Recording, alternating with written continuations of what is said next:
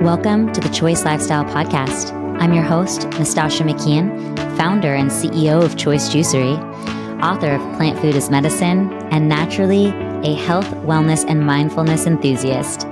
I believe that happiness is a choice, and I built my company upon this ethos. This show is a platform where we will discuss all things health, wellness, and mindfulness in hopes of inspiring you further on your journey. We will be sharing inspiring stories, health, wellness, and mindfulness hacks, as well as anything else pertaining to living your best choice life. My hope is that you may hear something on every episode of this podcast that will genuinely be of value in your life. Welcome back to the Choice Lifestyle Podcast. I'm your host, Nastasha McKeon, founder and CEO of Choice Juicery and author of Plant Food is Medicine. This episode, as well as every other episode, is sponsored by Choice Juicery. So if you want to support the show, you can do so by visiting us online at choicejuicery.com and shopping all of our amazing products there. Specifically, today's episode is being sponsored by our new Rehydrate Plus. It is an incredible hydration powder that I sort of created out of a desire and a need for a better way to hydrate or stay hydrated. Long story short, I put myself in the hospital one day after just doing way too much in one day. Sauna, 4 hours of pickleball, hot yoga, just being a crazy active person as I am. And I didn't replenish any of my electrolytes. I drank a ton of water that day, but I didn't replenish my electrolytes. And I ended up needing like 2.5 bags of IVs and was told by my doctor, who spoke to me very sternly, that I needed to start drinking a hydration drink on days that I'm going to be super active like that. And I just, I told them I don't like anything on the market. And so I went home and I went to work and decided to work on creating a product that was actually good, tasted good, and was actually good for you. So Rehydrate Plus is amazing. It's all organic, of course, as everything is at Choice Juicery, but also we don't use any synthetic ingredients. Most of the hydration powders on the market are loaded with synthetics, right? Synthetic magnesium, synthetic vitamin C. We're using naturally fermented vitamin C, naturally sourced magnesium, and we're sweetening it with the monk fruit, Lu Hongao, and it's got butterfly pea powder in there. So it gives it this beautiful purple hue. I will show you. Look at this. Look how beautiful that is. So it's got this great, beautiful color. It tastes like citrus. It's not overly sweet at all. It's just perfectly blended. It's such a delicious tasting beverage. People love it that try it. You can get it online at choicejuicery.com. If you're lucky enough to live in San Diego, you can come into any of our 6 locations here and test it out for yourself. We sample it all day, every day. And we're now carrying it at Cream of the Crop in Oceanside and all 4 of the Jimbo's locations. So please support this show and show us some love at Choice. Vote with your dollars, as they say. Support local women-owned businesses and go buy yourself some Rehydrate. You can thank me later. Today's guest, Nikki Jade. She is the founder of soulmedicine.com and also wealthy to sexy.com, a high-end mastermind for female entrepreneurs who want to take things to the next level with also a special appearance from Maverick, the finance guy. So excited to get them on to the podcast today. Let's dive in. Nikki, Maverick, hey. So happy to have you guys on the Choice Lifestyle Podcast today. We're actually not in my studio today. You probably noticed if you've seen the podcast before. For those of you watching, I am in my dining room because my son has overtaken my podcast studio with musical equipment, and he did not get his stuff out on time for this podcast today. So we are sitting in my dining room. You have a little view of that today. But thank you so much for joining me today, Nikki and Maverick. So excited to dive in. I actually saw recently an Instagram post that you guys are going to be speaking at the Founder Function, which is something that I spoke at last year. And I heard a little snippet of your introduction and what you're going to be speaking on. And I'm just excited to have you on the podcast today. Maybe we can dive into a little bit of that, get a little sneak peek into what you're going to be talking about at that Founder Function. And yeah, just learn more about what you both do, how you work with your clients and your coaches with your focus on, female entrepreneurship like myself. So yeah, thanks so much for coming in today. Hey, thanks for having us. It's a real honor to be here. And, look, you're a great example of a boss babe. Amen. I mean, here you are, like running factories, running teams, like putting this thing and you're putting product on shelves that everybody knows. I mean, when you walk into a store like, I don't know, like Jimbo's or something like that, and then all of a sudden we see your product there, we go, we know that chick. We know who that is, who's sitting there juicing those carrots and juicing those us and all the rest. So for us, it's really exciting is because normally when you go in a store, brands are just nameless, faceless things. But now Choice Juicery is actually like something that we can connect to.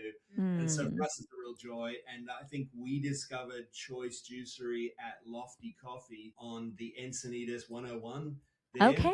Yes, yes, Got yes. a place right next to that. And so that was our first introduction to Choice. And we were like, oh, you know, I love it. you fueled our babies, and that I before love we, it. and all the rest with the, the coronavirus thing and all the rest, we kind of disappeared there. Mm-hmm. You know what I love about you, Stash, is that your values are front and forward of your business. And so I know that when I go in there, it's clean food. I don't have to worry, like, does it have pesticides on yes. it? And she reads labels all the time. She's like, yes, what's that? my kind of girl. Exactly. Half the things I put in the trolley, she takes out quietly and puts them away. When we get to the checkout, I go, oh, it's only $100. Like, where's all the where'd those cookies go? those things I just put in there, there's sour gummies that are completely toxic. Oh my gosh. I love helping women and smart men heal themselves so they can eat anything at the same time. Like I had gluten allergy, that was for life. That set me on my path of learning body mind mapping from my mentor to help people heal the lifelong diseases that they might have been diagnosed with, right? And to really shift that identity so that no matter what they're putting into their body, it might affect them, but they can be on the inside strong. Yeah. And so I love being able to help people heal from the inside out. And, when we have healing foods, it definitely helps. Sure. Absolutely. And I mean, I guess we call it psychoneuroimmunology, which is this really, really long word, but it's really mind over matter. And I think the thing that I've noticed with Nikki's coaching and her retreats and all the rest is, there are certain things we can do, protocols where we can, eat clean, we can scrape our tongue, we can put on some lotion at night before we go to sleep and all that sort of stuff. And there are these kind of Band-Aid kind of fixes, but there are these other things like these sentences that keep looping inside of us. And those sentences often come from our childhood. And what I saw with what Nikki's doing is there's people who have, these lifelong conditions, things that, apparently are, insurmountable and somehow they unlock healing inside of themselves. And Nikki has this way, I don't know how she does it, but she has this way of working with women that unlocks that healing piece inside of them. And all of a sudden they're getting rid of conditions that people, said would never go away. Somebody put a hex on them and said, this is who you are. Yes. Have you read, what is that book called? Is it Mind Over Medicine by Lissa Rankin?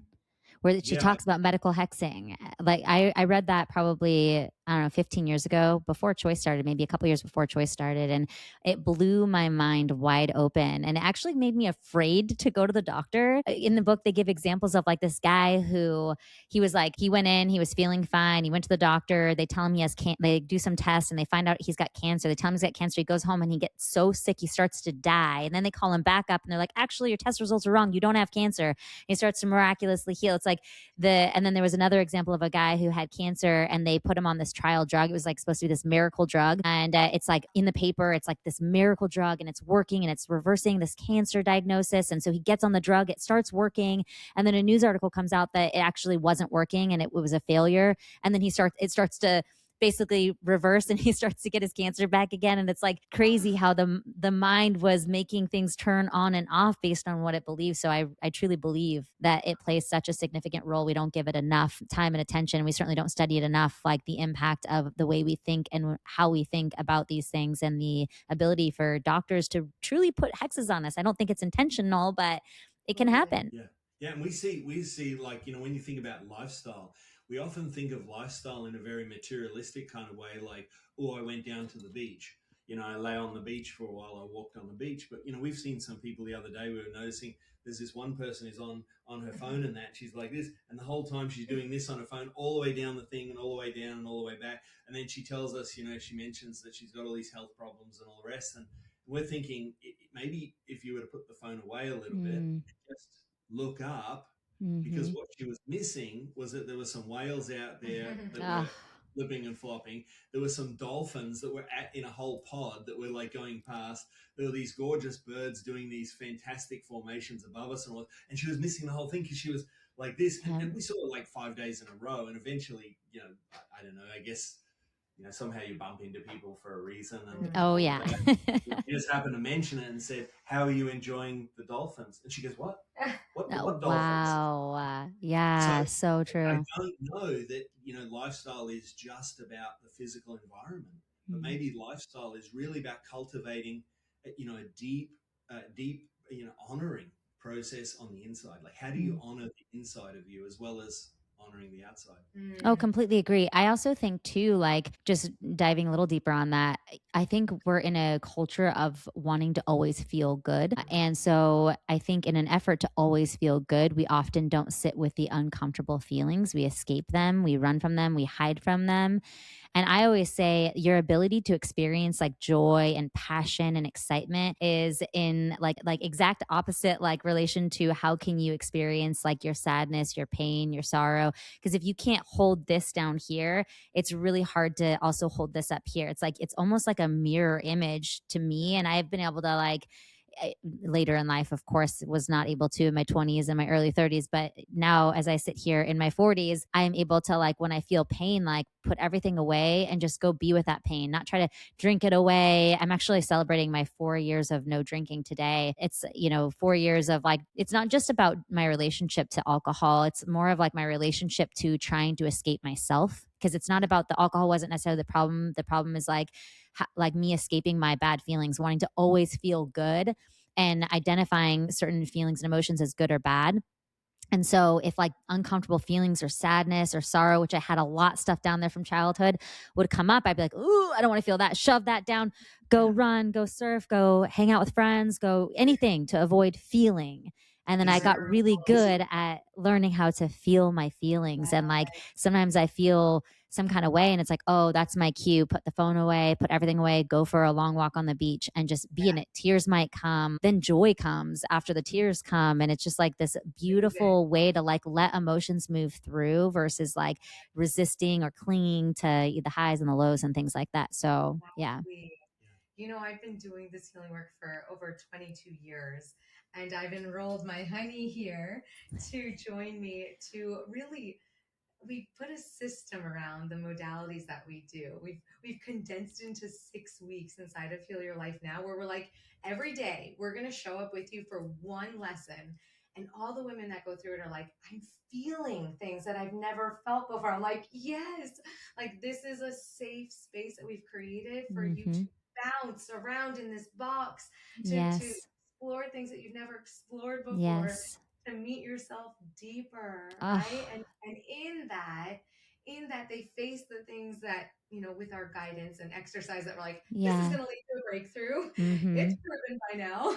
And Yep. so as they go through it, they're like, oh my God, I'm a new woman. And I'm like, Totally yes, true. you've been in there. It's just a matter of remembering and creating the space Yeah. and really prioritizing yourself, Truly. prioritizing feel, right? Yes. Well, people talk about two things like self love. People talk about self love and they think it means like, going and getting your nails done and like getting, Right. having a spa day. And that's all great and fine. Yeah. But self love to me, what that truly means now and presence being the second thing is like, can I be present with myself? Can I sit with all of me? Can I allow every part of me to join me at the dining room table and not judge or shame the anger, the fear, any of it? Like it's all just a part of me, and to just hold space for all of me and love all of me. And when I can do that, when I can hold space for all those parts of me, God, that really changes what you allow in your life. Everything changes from there. When you can love and hold all of you, you're not escaping yourself anymore. You actually learn to love being with yourself. And when you love being with yourself, you have higher standards with who you allow access to you. And so it's just such a beautiful thing. Yeah. And just following up with that point that you're saying there, I think when you say, being able to hold that for yourself and hold yourself in that, I think there's a presupposition built into that is that you are a creator, that you do have a divine spark within you that's capable of holding that. I think one of the things that we've seen in the conscious industry and all the rest is that there's a lot of people who make money from people telling them that the solution is outside of themselves. Mm-hmm. And so, there's someone comes in and, I mean, last week they were selling timeshare in Mexico, and then all of a sudden this week they're a shaman. Yep. I'm a shaman, and Trauma informed. I'm a shaman, Yeah. and I'm Trauma informed. I'm a trauma informed coach and all that. It's Yeah. just bullshit. But anyways, they talk Yeah. about all this stuff going, well, what you need is you need me to do a soul retrieval. Like I Mm-hmm. need to go out into the ether, which you Yeah. can't see. I Yes. need to talk to some guides because, I've got connection to guides and all that. Mm-hmm. And the guides speak to me and all the rest. And they go out into this ether that you can't verify or validate. And they go, ooh, I got a message. Hang on. Pay me a little bit more. Okay, great. Yes. Pay me a little bit more. Pay me a little bit more. Okay, there you go. You got your Yes. soul retrieval. Yes. Now you've got your power back. And people are gullible. People are needy. Yeah. People are hurting. People Yeah. are crying out for Yeah. help. Society is getting faster and faster and faster. And the number of distractions, I think, back in the 50s and 60s was a TV with 3 channels on it. Exactly. Now, if you think about the number of distractions, It's- but like I can put on a VR headset and I can fight, dragons, and I can do all sorts of things. I can travel to other countries. I can get drunk on 56 different types of psychedelics. And I'm just saying, like, psychedelics, what a freaking bend in the road that one is. Yes. Take these psychedelics, disappear off into the ether and that, and then when you come back, you need an integration coach. Yes. But the real question is like what you said, is can you sit with yourself? With nothing else. Well, Like with nothing else. exactly. No drugs, no kooky stuff, no kooky shamans, just yes. me. Here's the thing that kills me in that space, and I don't want to get too far into the weeds with that because I that's a whole nother episode, and I'd love to dive into that one. I'm a girl on a mission to heal from a very traumatic childhood and early adult life, and so I've done everything under the sun in the name of healing. When I've done the shaman soul retrievals. I've, done the EMDR. I've done the tapping therapy. I've done the sitting with ayahuasca in Peru. I've done the bufo. I've done you name it. I tried it. I did it in the name of healing. And so I sit here with a lot of perspective, and what I came to from all of that, what I walked away from with all of the experience, and I could write a book about all the experiences I had in the name of healing, but what I walked away with was that nothing has been more powerful than learning to sit with myself. Yes. And not look for some magic golden ticket or the silver bullet or whatever, like that thing. When people promise you, like people always say this with psychedelics, especially, it's like 10 years of therapy in one night. No, it's not. No, it's not. And I'll tell you what, I'll tell you one quick story and then we can move on from this topic. But someone who's very near and dear in my life that was really struggling with depression and, all these things. And I had been reading a lot about psychedelics, and I don't knock them completely. I'm sure they have their place in the world and in the right set and setting with the right people or what have you. But anyways, this person in my life who is very close to me, who is really struggling deeply and suicidal and all the things, like really struggling emotionally, struggling with the ability to manage their own emotions or be present with themselves truly is what I've come to understand now. But at the time, I just thought like, okay, well, they're doing a lot of research around psychedelics with, people that have drug addictions and, pharmacy addictions and things like that. So let's like send you down there and let's go do this thing. And said person goes down to Peru and does these like psychedelics, and every day is calling me like, oh my God, I saw God and the universe and I understand how everything works and I'm healed and everything's amazing. And oh my God, I can, just totally healed. And I'm like, oh my God, this is so powerful. This is so amazing. And then on the way back, said person, misses their connection. They're flying back from Peru and they make it all the way to LA, but they miss their connecting flight in LA. We live in San Diego. It's a 2-hour drive from LA. It's not that big of a deal. Missed the connecting flight in LA and they lost their freaking shit. They were crying and screaming and going bananas. I'm like, wait a minute. You just saw God. You just met your maker. You're healed. Like, I'm confused, you know? Good story. And so it just like, I was like, I don't think it worked. I don't think it worked. And in the setting, in the circles that I went into in the 2 ceremonies that I was in over the course of years, that I was, dabbling in this world, I would meet people that were like, this is my 40th ceremony. This is my 50th ceremony. And I'm like, I don't, I don't know. I don't know if it's working. Yeah. One of the you things know, that we saw was even something as simple as liver, cleaning out your liver and having your right. body's ability to create its own metabolism that supports your body function.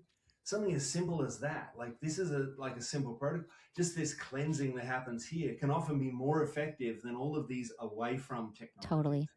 And one of the things we've seen in the retreats is, Nikki takes them on retreats and they go for boat rides and they swim with whale sharks, Mm.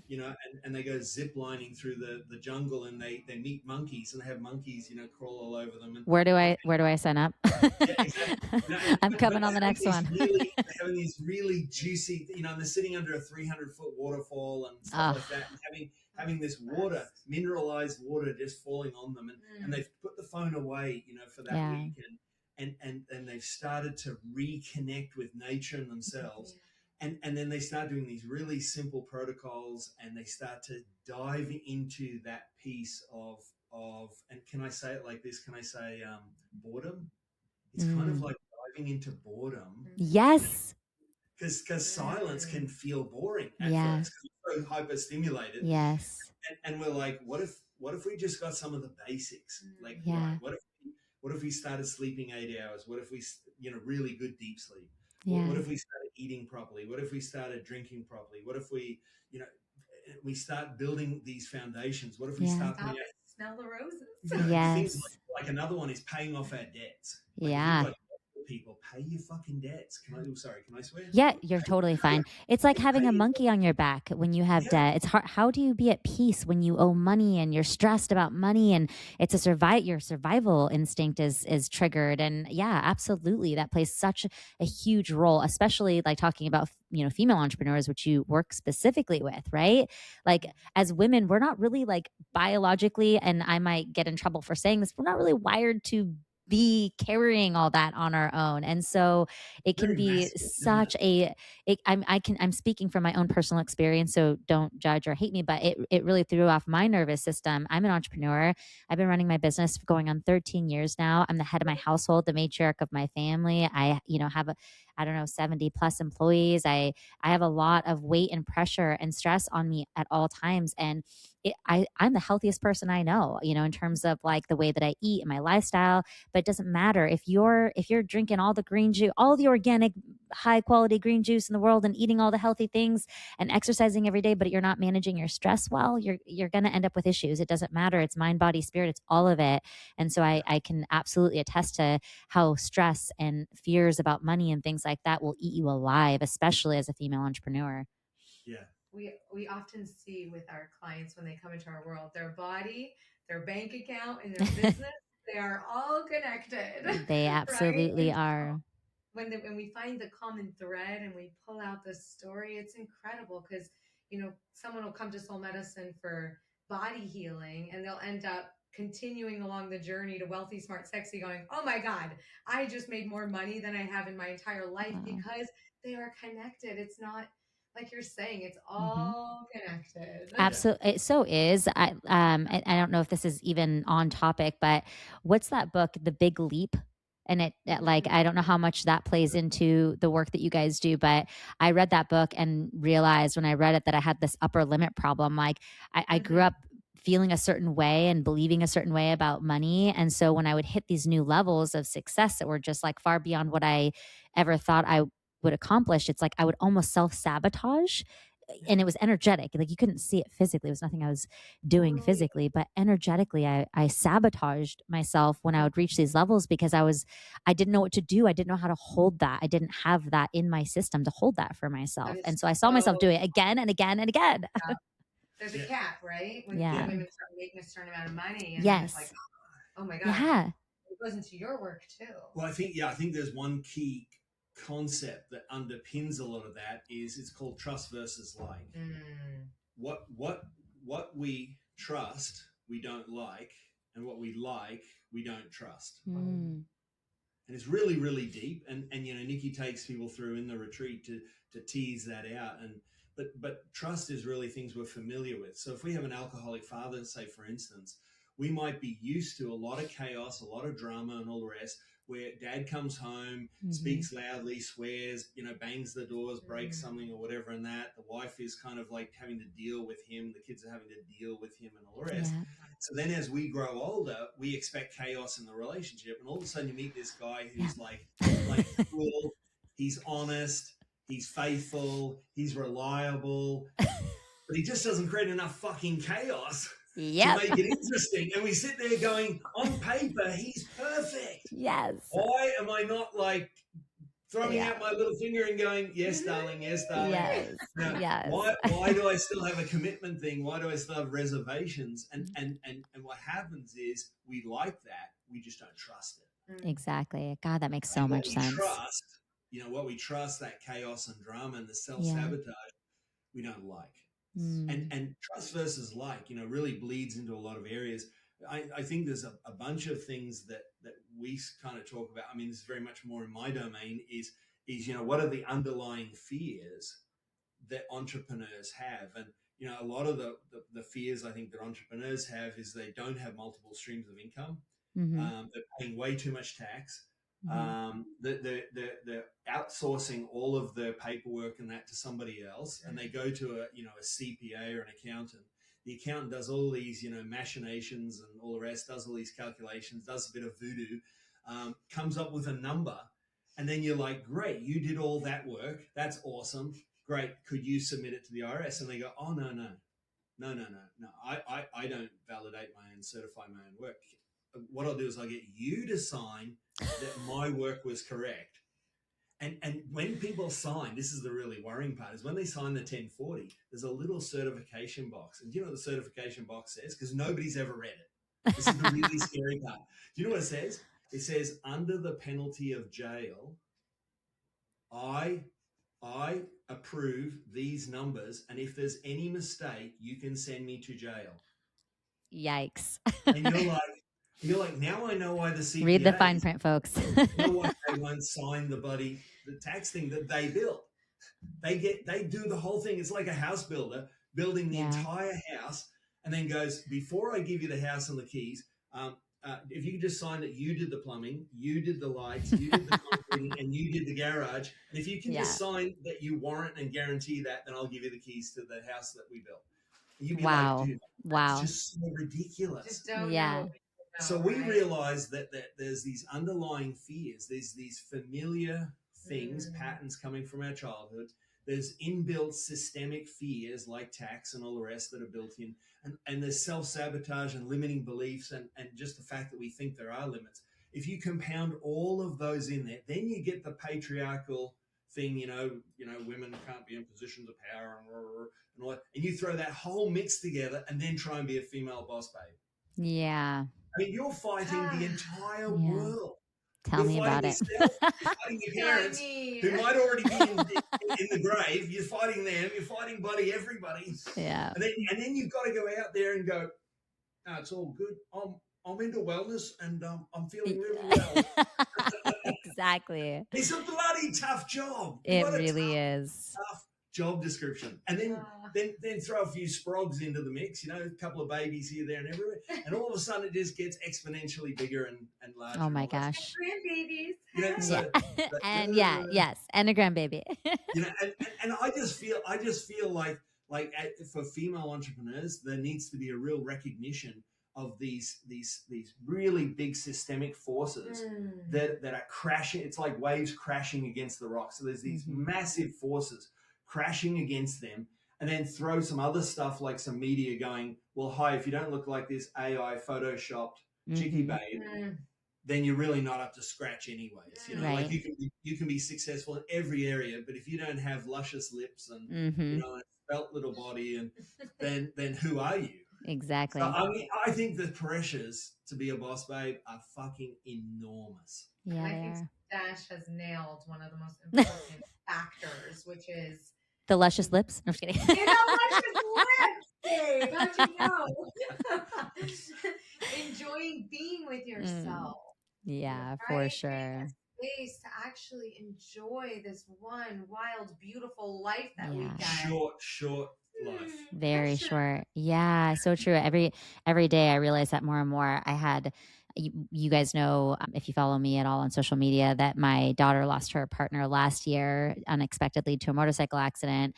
And then I just found out 2 days ago that a dear friend of mine, she used to work for me and we became such close friends. And then she met the love of her life. He was a customer at Choice, and they went on and moved away together. He swept her off her feet and they moved away together. And we've been in touch, obviously, all the years. They've been together for like 7+ years now, living in Florida now. And they were in Costa Rica on a trip last week, and he had a fatal accident, and he died. And it was just like, God, it's so crazy. I mean, just like that, it can all be over. And I think I'm so aware of that because of the loss that I've suffered in my life, that I feel like it's like not an option for me to not enjoy my life. I have to enjoy my life. I have to be with the people that I love as much as I can. I have to, freedom is everything to me so that I can enjoy my life, this short, precious life that we have. So yeah, thank you for acknowledging that, because that's so important to me. Wow, goosies, baby. I just got I know. chills. I Yeah. know. Good at it though, and it's not Yeah. easy all the time, right? It's Mm-mm. like Yeah. And sometimes life can feel overwhelming. I think Yeah. the other thing too is, when you talk about you know when you talk about the amount of pressure that you have, 70 employees and all the rest, I think there's another really insidious piece that maybe female entrepreneurs don't really talk about, but does occur from time to time, is we have mentors. We have really fabulous mentors doing $50 million a year and stuff like that. And there's this whole like subculture of people who are keyboard warriors and all that, and they troll the people and all the rest, and they go, oh, she's a grifter, she's a this, she's a that, and all the rest. Yeah. And they're doing 50 million. They're inputting into other women's lives. They're really supporting female entrepreneurs. And then these trolls, these nasty little trolls, gremlins, sit there on their keyboard typing out these Facebook posts and typing out these Reddit posts and all this, going, oh no, they're a grifter, they're a cult leader, and we're looking at these people and going, dude, do you know where they've come from? Like, they've dragged themselves up from trailer trash, from dumpster fires, from really desperate situations where they're sexually abused every day and all the rest. And they've taken themselves from that and then rebuilt themselves from the ground up. And impact. And real impact, like really cool boss babe mentors and all the rest, building their business, taking care of all their relatives, paying their debts, looking after society. They're bringing their gift to the world. So managing their nervous system. Managing their nervous system, regulating, but they're managing so many people and so much responsibility. You see so many examples of people, what was it, Bernie Madoff, who made off with a couple of $100 billion of people's money, and that we're like, or that other guy. What's that other guy who, I don't know, the Wolf of Wall Street or something like that, and he scammed all these people of hundreds of millions of dollars. And these guys are heroes. Yeah, And I know. It's our values, what we value in this world, just is so backwards sometimes, and that really eats. If I focus on it, it eats me alive. What's that saying? There's two wolves. They're at war with each other, and like which one wins? Like the grandfather's talking to the grandson. And he's telling him about the good wolf and the evil wolf, and they're at war. And the grandson's like, well, which one wins the war? And the grandfather says to the grandson, it's whichever one you feed the most. And I have to try to remind myself of that, because it's like there's so much bad in this world. There's so much, people that are manipulative and evil. I've had my own personal experiences with just the most unbelievably evil people in the world. I was just watching a documentary recently about this, is like some kind of like worst ex ever kind of documentary thing. And it was like, I'm watching it just like blown away that people like this exist in the world. That there's people that can be so evil and lie about other people and just be so evil and terrible. and often against people that are like good people. And if I focus on that, sometimes it will just eat me alive. So I think about this a lot, especially in business. I work with so many people, and it's a restaurant industry. So we have a, turnover, as everybody does. We work with a lot of young people. And so of course I've had, in the years I've been in business, I've had a couple of like really challenging people that like really broke my heart, like in the way that they treated me or the things that they, whatever. And but so if I focus on that, like in the moment when I was focused on it, it was eating me alive. I did a lot of Ho'oponopono at that time to try to get through that. And it was so painful for me. But when I focus on it, it's like it feels like it's everywhere. And then I have to remind myself that, okay, well, in the 13 years and the thousands of people that have worked for me, I've had two difficult people that made me shocked that I exist in a world with these types of people. And then I've had how many thousands of amazing people. So I have to remind myself of that. I have to like stay in that space. Otherwise, I think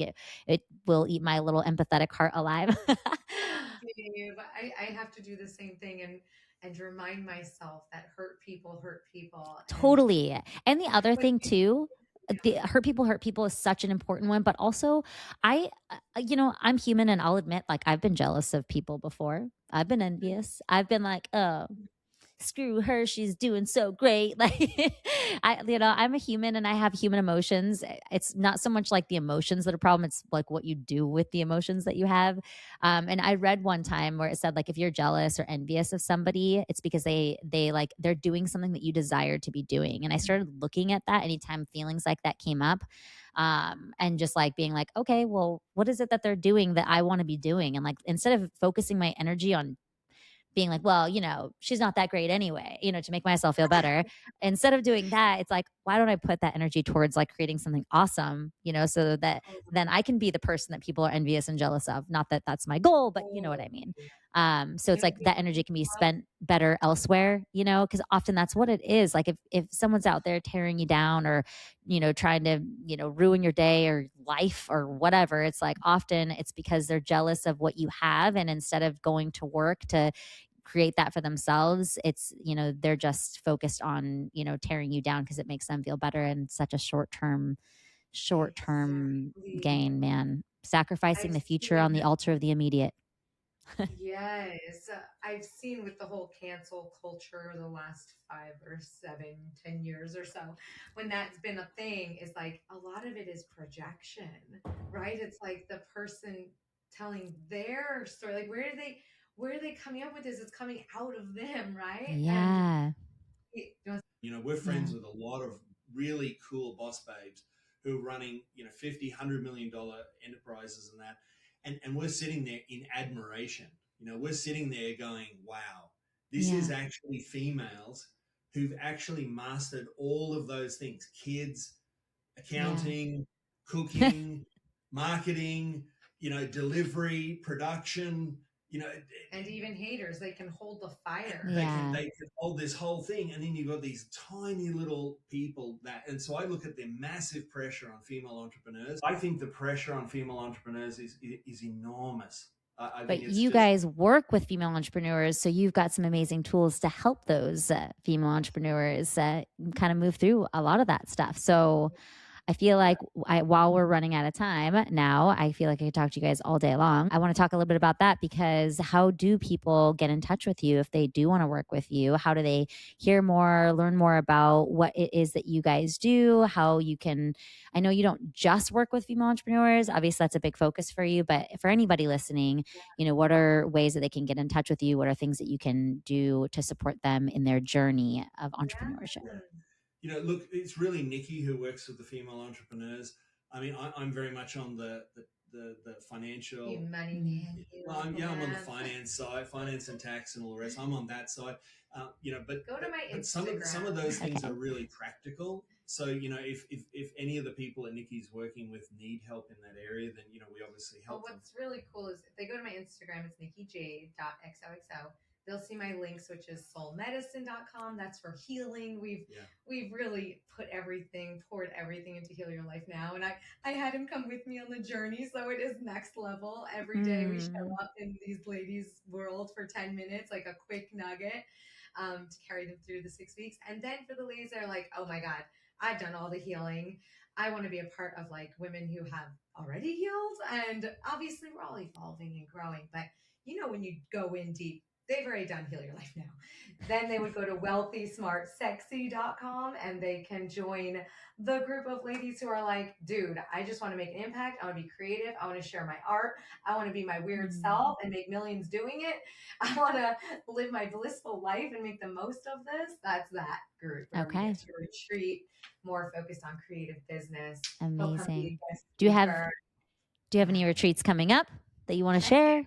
We've got retreats in Portugal, Ibiza. We've got Panama. I think Costa Rica, Iceland. Depending on what the person is wanting. Oh my God. For them. Dreamy. I want to go to all of them. Can I just quit my day job and come hang out with you guys? That's a special one. Yeah, and I think just recognizing the pressure that female entrepreneurs are on, and then finding solutions, doing a deep dive on their particular business, and really going, what do they need? I mean, there's no one size fits all. Of course not. What do you need to support you, and really creating a safe container for them to do that. I love that. Well, what I'm hearing is you have a tailored to you experience, which I think is so needed. And this was so much fun to have you guys on here today. I hope you guys will check out their Instagram handles and sign up for their retreats. They're amazing.